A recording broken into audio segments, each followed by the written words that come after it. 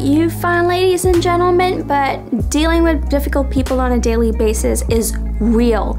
But difficult people will always be constant. So what does the Bible say about dealing with difficult people again? Yeah.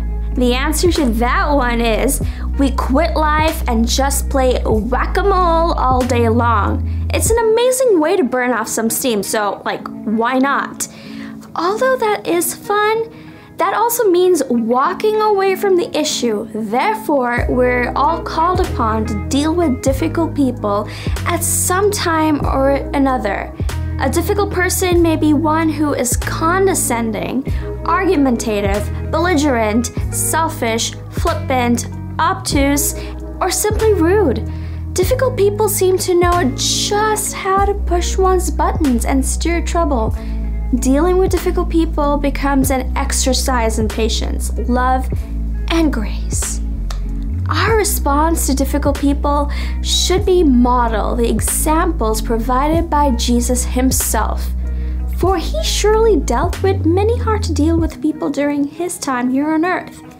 In his interactions with difficult people, Jesus never displayed an attitude of harsh superiority or dismissive pride. Rather, he showed authority under control. He used rebuke when necessary, like in John 8:47.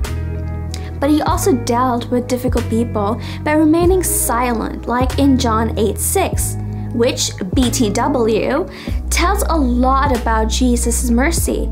He's even held his own when he was asked questions about his authority in Mark 11:28-29, pointing them to scripture in Mark 10:2-3 to state his point, and telling a story like Luke 7:40-42 about sin and forgiveness. In the Sermon on the Mount, Jesus was quite specific about dealing with difficult people in love and humility, like in Luke 6:27-31.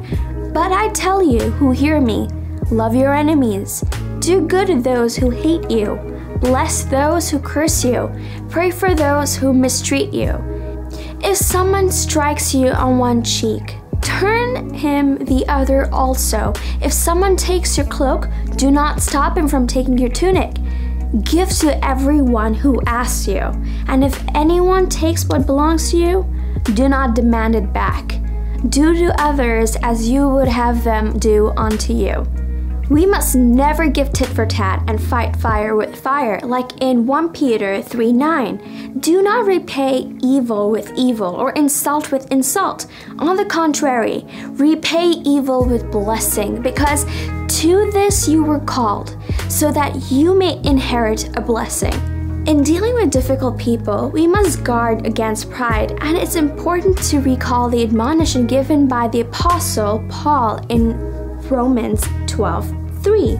For by the grace given me, I say to every one of you, do not think of yourself more highly than you ought, but rather think of yourself with sober judgment, in accordance with the measure of faith God has given you.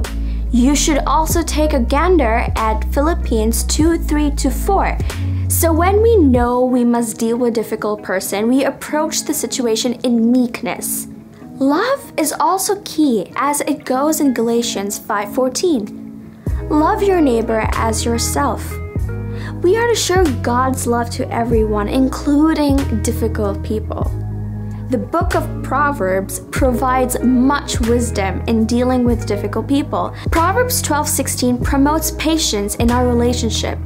A fool shows his annoyance at once, but a prudent man overlooks an insult.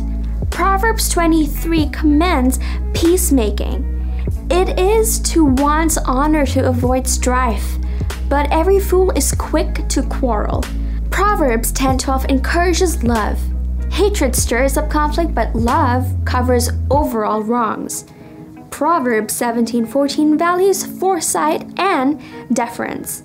Starting a quarrel is like breaching a dam, so drop the matter before a dispute breaks out.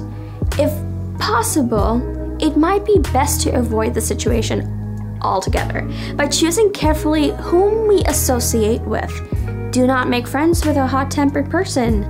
Do not associate with one easily angered, as it so says in Proverbs 22:24. Dealing with difficult people is unavoidable.